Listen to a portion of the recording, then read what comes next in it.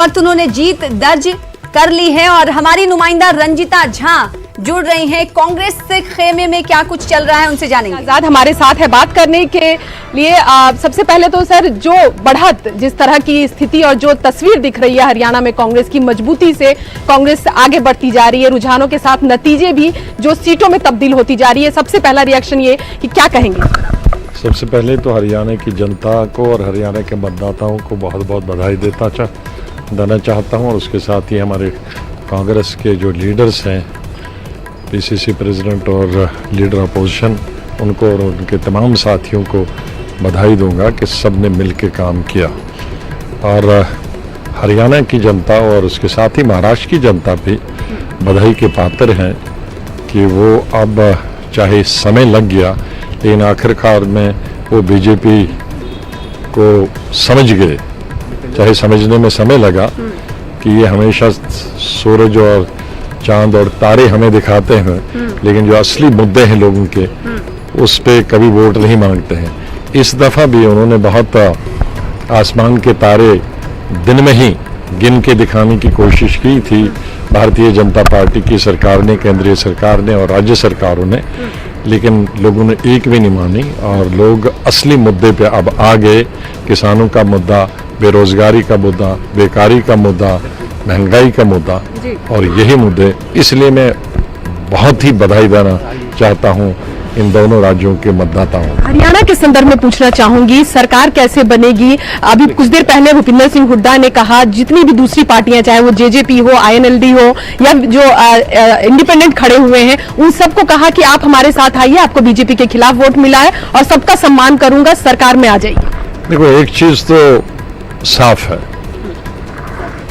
हरियाणा के अंदर जितनी भी 2-3 पॉलिटिकल पार्टीज हैं, कांग्रेस और 2-3 पार्टी, वो तो शुरू से ही बीजेपी के खिलाफ है। और अगर आज वो बीजेपी के साथ मिल जाती है, क्योंकि ये वोट बीजेपी के खिलाफ है, बीजेपी केंद्र में सरकार में थी, भारतीय जनता पार्टी हरियाणा में सरकार थी, और अगर लोग चाहते भारतीय जनता पार्टी को वोट देना तो उन्हें दोबारा मत देते हैं। तो चाहे वो किसी पार्टी को, छोटी हो या बड़ी पार्टी हो, उसको अपने काम के लिए वोट मिला है और भारतीय जनता पार्टी की नीतियों के खिलाफ वोट मिला है। और अगर कोई भी राजनीतिक दल आज भारतीय जनता पार्टी की मदद करता है तो अगले 5 साल के बाद वो पार्टी का नामो निशान नहीं होगा, वो नजर नहीं आएगी, क्योंकि जनता इस वक्त बीजेपी के खिलाफ है। और मुझे पूरा विश्वास है कि जो शुरू से ही पॉलिटिकल पार्टीज, राजनीतिक दल और नेता बीजेपी के खिलाफ रहे हैं और सेकुलरिज्म का साथ उन्होंने हमेशा दिया है, वो आज फिर मिलकर सेकुलर पार्टीज एक हो जाएंगी, ऐसा मैं विश्वास। बीजेपी को मुख्यमंत्री पद कांग्रेस दे सकती है? ये तो अब तमाम चीजें, अभी तो रिजल्ट निकला ही नहीं है, अभी तो ये खाली ट्रेंड्स है। क्या पहली बैठक अब कब होगी? क्योंकि भूपिंदर सिंह हुड्डा दिल्ली, अब रिजल्ट निकले, अभी तो रिजल्ट नहीं निकला। ये इलेक्शन ऐसे होते हैं, कभी वो बुखार की तरह ऊपर और नीचे चले जाता है, कभी ऊपर चला जाता है, कभी नीचे चला जाता है। जब पूरे रिजल्ट निकलेंगे तो तब पार्टी निर्णय लेगी।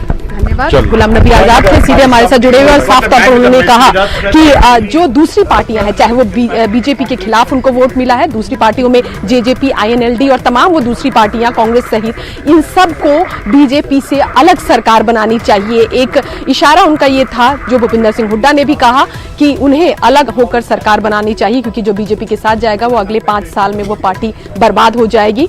अभी चुनाव के नतीजे आ रहे हैं, उन्होंने ये भी कहा कि नतीजों के बाद फैसला लिया जाएगा, बैठक होनी है, जेजेपी के साथ किस तरह से बात करनी है और किस तरह सरकार फॉर्म किया जाएगा हरियाणा में। जाहिर सी बात है। तो गुलाम नबी आजाद से हमारी नुमाइंदा रंजिता झा बात कर रही थी और गुलाम नबी आजाद ने कई चीजों का जिक्र किया। उन्होंने कहा कि बीजेपी के साथ